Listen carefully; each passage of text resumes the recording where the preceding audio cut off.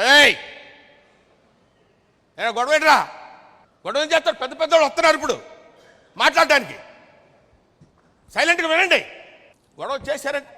గాంధీ గారు ఏం చెప్పాడు రా? ఏమన్నాడు గాంధీ గారు? శాంతంగా ఉండండి రా అన్నాడు. అవునా? గొడవ చేశారంటే పుర్రెలు ఎగిరిపోతాయి. గాంధీ గారు ఏం చెప్పాడు రా? ఏం చెప్పాడు గాంధీ గారు? శాంతంగా ఉండండి, ఎవడో ఒకటి రోజుకి వెళ్ళొద్దన్నాడా? గొడవ అనగానే మీటింగ్ స్టార్ట్ అయింది. మీటింగ్ స్టార్ట్ అయితే ఒక ఆయన వచ్చాడు మాట్లాడటానికి. భయం.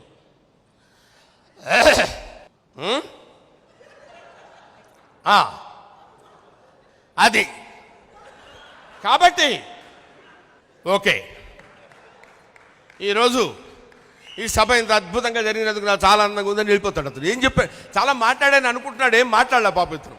అలాంటి ఫీలింగ్ అనమాట. ఇంకొక ఆయన వచ్చాడు.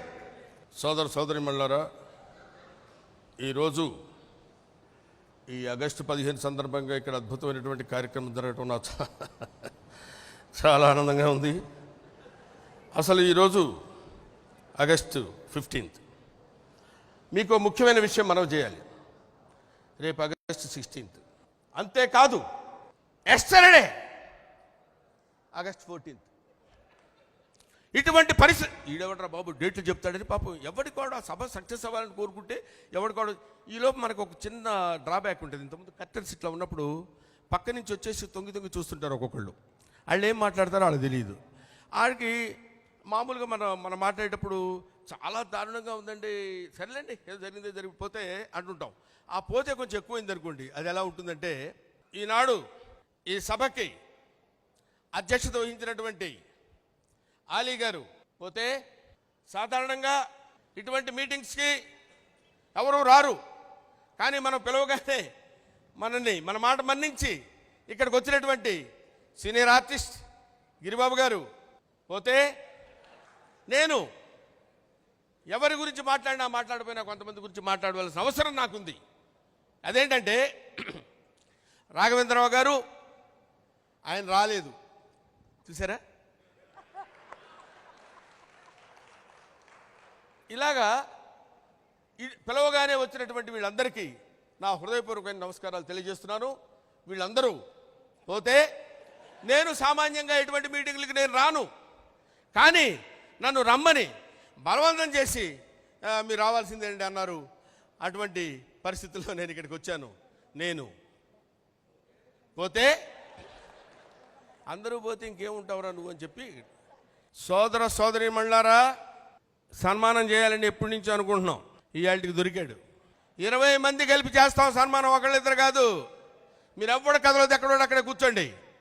ఎలా ఉంటుందో చూడండి సన్మానం, మామూలుగా ఉండదు.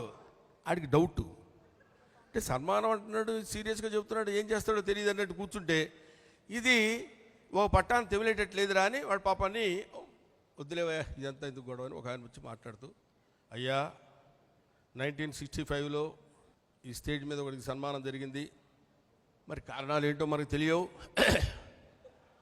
వారు 2 years తిరక్క ముందే పోయారు. బహుశా నేను అనుకోవటం 1 year బ్యాక్ అనుకుంటాను ఇక్కడ ఒకరికి సన్మానం జరిగింది, మనకు తెలియదు. 6 నెలలు తిరక్క ముందే పోయాడు. ఇప్పుడు మరి ఈయనకి సన్మానం జరుగుతుంది, ఏమో కుర్చీలోనే పోయాడు పాపం. ఇటువంటివి సరదాగా మనం ఏదో చెప్పుకుంటా వెళ్తూ బాగానే ఉంటుంది. ఇందాక బొబ్బిలి యుద్ధం అన్నా చూడండి. బొబ్బిలి యుద్ధంలో ఎస్వి రంగారావు గారి ఒకసారి ఇలాంటి విషయాల్లో ఎన్టీ రామారావు గారిని, ఎస్వి రంగారావు గారిని మహనీయులు గుర్తు తెచ్చుకోవటం ప్రాతస్మరణీయులు కాబట్టి ఒక్కసారి ఎస్వి రంగారావు గారిని గుర్తు చేస్తూ దాంతో లాస్ట్ బట్ వన్ 1 minute ఒక చిన్న ఐటెం చేసి ముగించేస్తాను. అదేంటంటే ఎస్వి రంగారావు గారు పాండవ వనవాసంలో పాండవుల దగ్గర అవమానం పొందిన తర్వాత చెప్పిన డైలాగ్ ఇది. అద్దంలో చూసుకుని, దురభిమాన దుర్యోధన, ఆ భీముని భీషణ వాక్యాలు నీకు ప్రళయకాల మేఘ గర్జితములై నీ గుండెలను తుత్తులేని చేయుచున్నవి కదూ. ఆ యుధిష్ఠిరుని విభుసమన బోధన నీ వ్యతిత హృదయములకు మరణాఘాతములైనవి కదూ. చతుస్సముద్ర వేలావలిత భరణి పట్టభద్రుడవు, కౌరవ సామ్రాజ్య సింహాసనాధీశ్వరుడవు, ఏమైనది నీ అఖండ సామ్రాజ్య వైభవ ఎక్కడ నీ హంసతులికా తల్పము, వినిపింపవే సుప్రభాత గీతికలు, ఆక్రోశించినది ఆ కౌంతేయులు కాదు.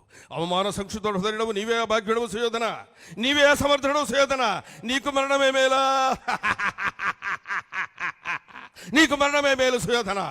ఇది ఈశ్వరంగారు గారు. దీంతో